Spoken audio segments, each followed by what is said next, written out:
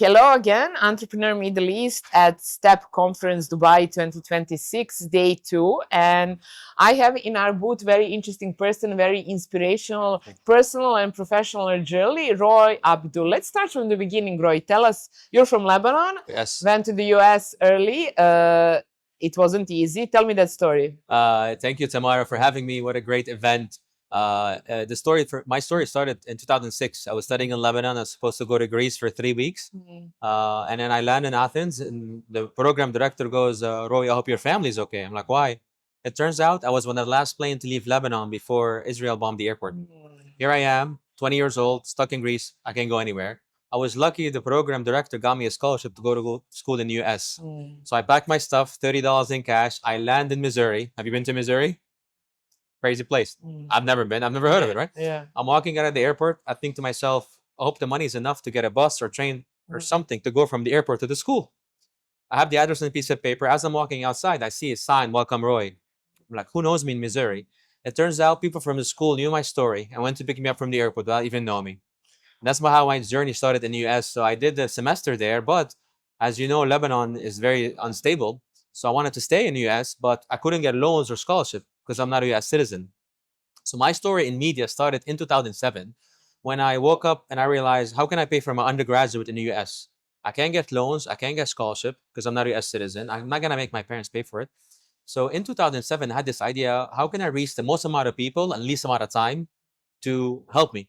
I did a blog with my story, with a PayPal account, and I started a fundraising campaign. That's before GoFundMe and Kickstarter, right?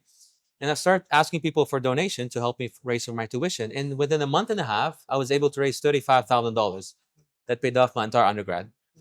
Graduated 2008. Remember what happened in 2008? Financial crisis, Market right? collapse. Yeah, absolutely. Yeah. Not only I want to get a job, I need to get sponsorship. How on earth I get sponsorship?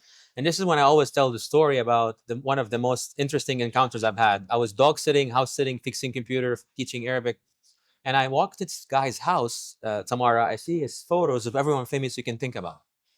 I'm like, who is this guy?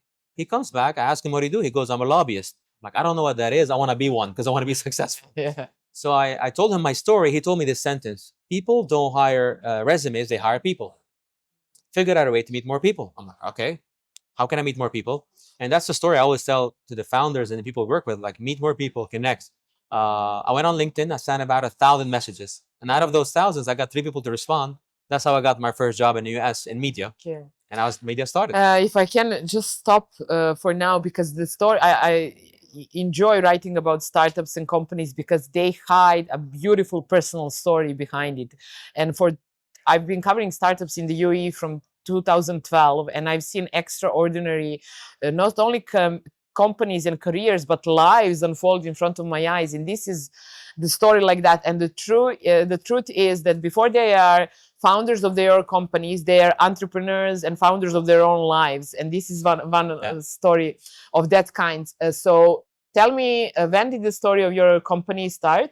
And where are we? So he's the founder of Digital Revamp Communications. Yeah. Okay. I started this company in the US about 12 years ago. And I came back from a background of media, consulting, and advisory.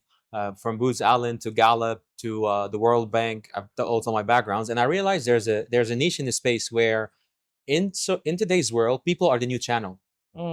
So if you think about it, every single CEO, every single founder, they have to build up their brand. They have to build up their presence because people connect with people, especially with social media. So I found that sweet spot and I realized there's a lot of areas where we can, companies be helped if they had a founder that's public facing. Because think about it this way, 2 people walk in the room right now, a celebrity and a regular person. Both of you ask for, funding.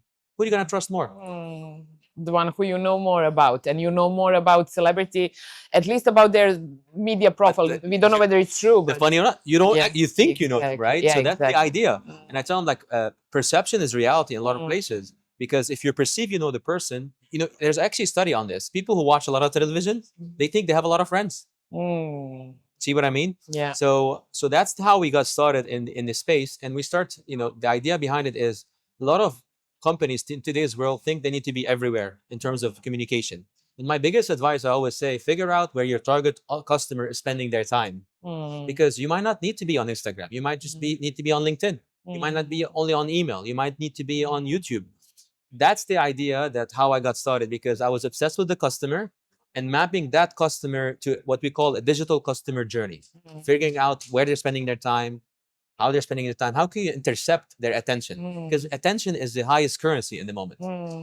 So after 4 years of operating in the US, you decided to expand to go back home to the region. Yes. Right. So you have offices now in the UAE Correct. and in Lebanon.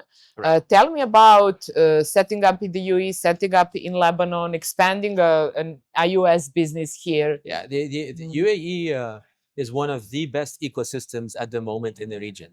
I encourage a lot of the companies, a lot of my friends who are founders in the US to come establish here, because there's a lot of works being done to create that infrastructure, like the event like this, interviews like this.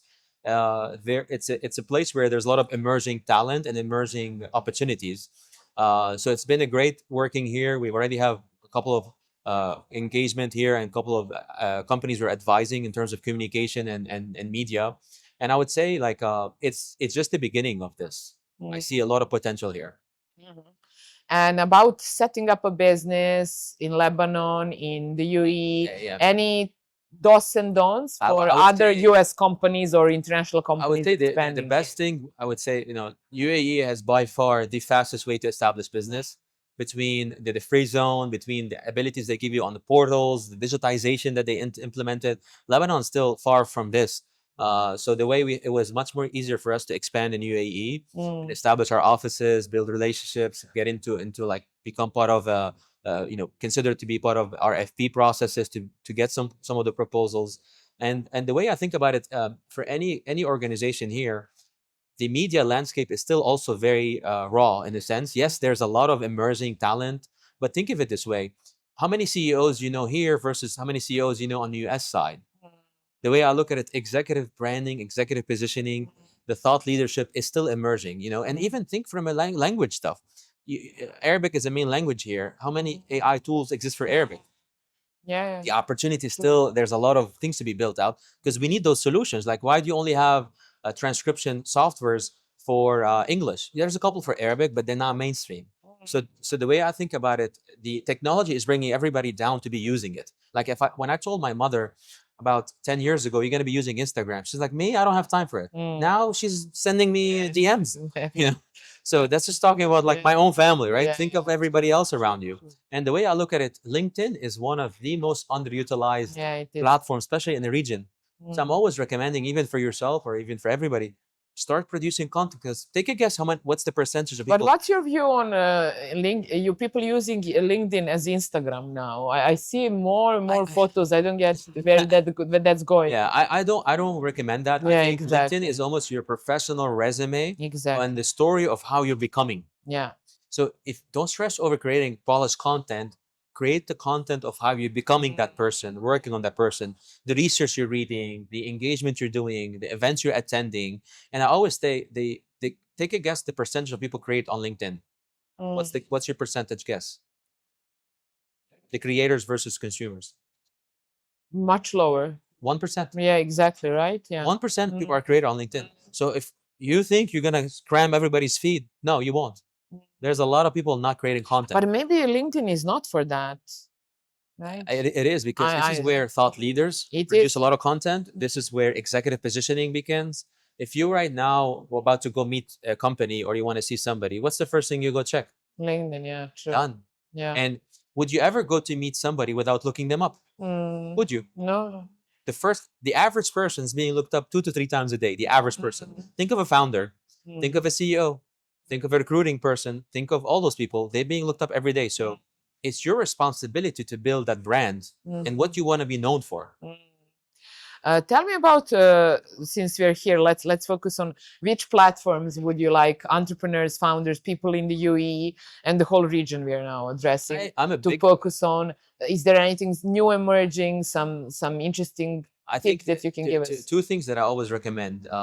Establish your own personal brand. Start with LinkedIn. Having yourself a good presence, a good cover photo. What problem are you solving in your headline? Those are getting scanned every day by learning language model, because they're public facing, your LinkedIn profile, and it's going to help you get ranked on ChatGPT and all those other tools. And I think the second piece of the puzzle, believe it or not, it's as simple as YouTube. Having a couple of videos of yourself explaining what the company is about, the work that you're doing in the industry, that's going to help you get ranked, because who owns YouTube?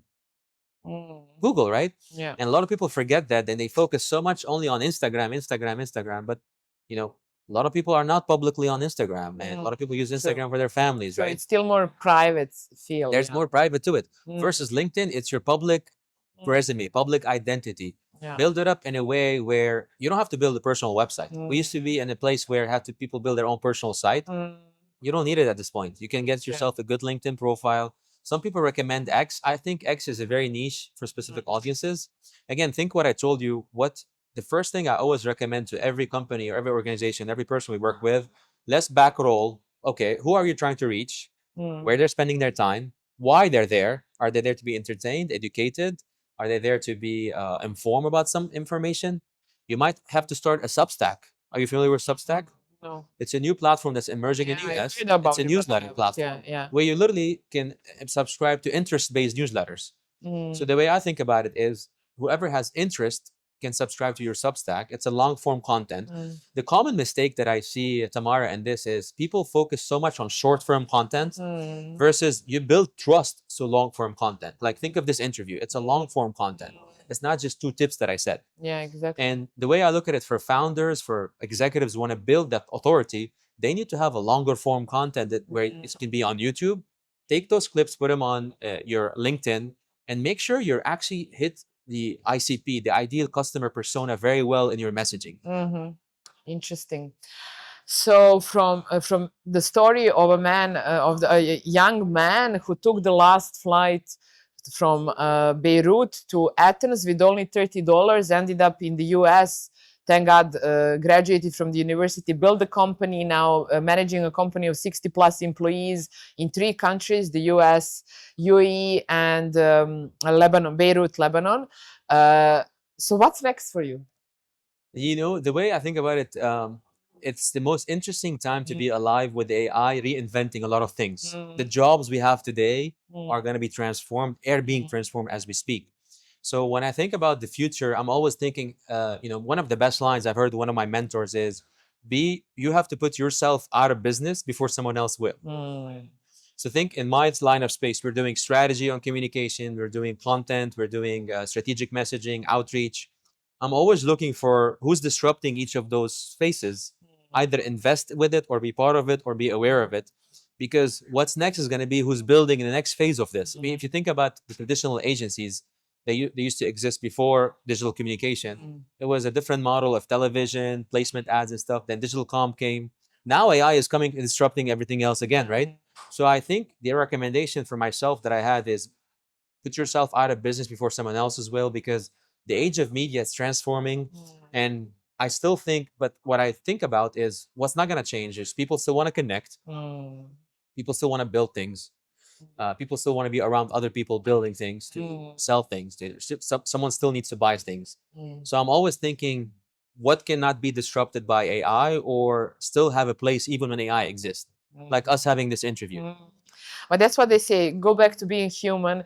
It will be something spiritual, because that's the only thing that AI cannot do now. So let that be the message at the end of this interview. Thank you so much for your time. It was great having you Great at our having you too. Entrepreneur Middle East studio at STEP Conference Day 2.